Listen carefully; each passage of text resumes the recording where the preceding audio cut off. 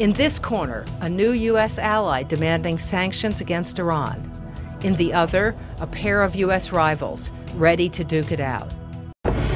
Next, on Global Pulse, a comparison of how broadcasters worldwide are covering this story. Is it possible that Iran has been telling the truth about its nuclear ambitions? The long battle over Iran's development of nuclear power hasn't been resolved by a new report from the International Atomic Energy Agency, the IAEA. Iran's English-language news service, Press TV, featured the agency's chief explaining his stance. I do not believe at this stage that we are facing clear and present danger that require that we go beyond diplomacy. Complicating the situation, TV 5 ran this warning by France's new foreign minister. Nous négocierons jusqu'au bout. We will negotiate to the end, but at the same time, we must prepare ourselves to show that we're serious, that we will not accept this threat. What do you mean we must prepare ourselves? Well, that means we must prepare for the worst. The worst is what? The worst is war, of course. At the UN, the French president reinforced his minister's threat. Iran has the right to nuclear energy for civilian purposes. But permitting Iran to acquire arms is an unacceptable risk for the stability of the region and the stability of the world. Soon, the U.S. came out swinging, according to Fox News and Germany's Deutsche Welle. The United States has announced it's imposing sweeping new sanctions against Iran. Among the main targets are the country's Revolutionary Guards. U.S. officials charge the Quds Force with arming, funding, and training the terrorists of Hamas, Hezbollah, the Taliban, and Shiite militias in Iraq. A knockout? No way. Iranian President Ahmadinejad has called for the United States to apologize to his country.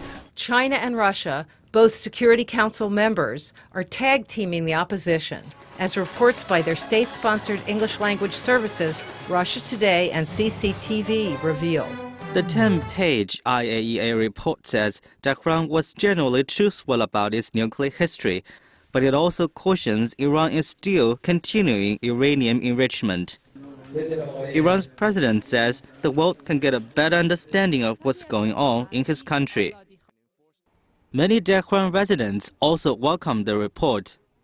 I believe if Iran continues its current approach, pressure from the US, UK and France will eventually decline and Iran will be able to fully achieve peaceful nuclear technology.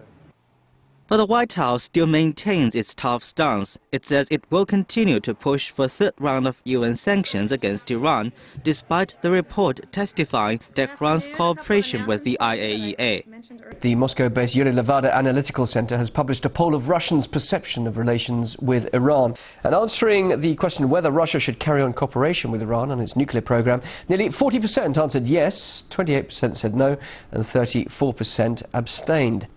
And the next chart shows what Russians think of possible airstrikes on Iran. 70% don't consider it to be the solution, and only 8% support them.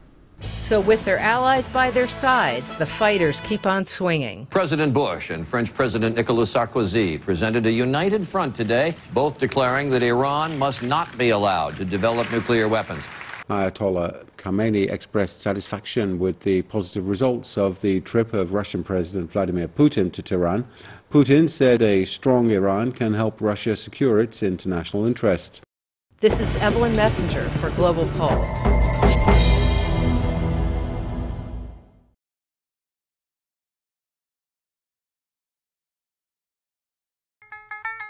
This program is brought to you by Link TV for educational and non-commercial use only. Link TV is the only US network dedicated to global and national news, uncompromising documentaries and diverse cultural programs. Programs which connect you to the world.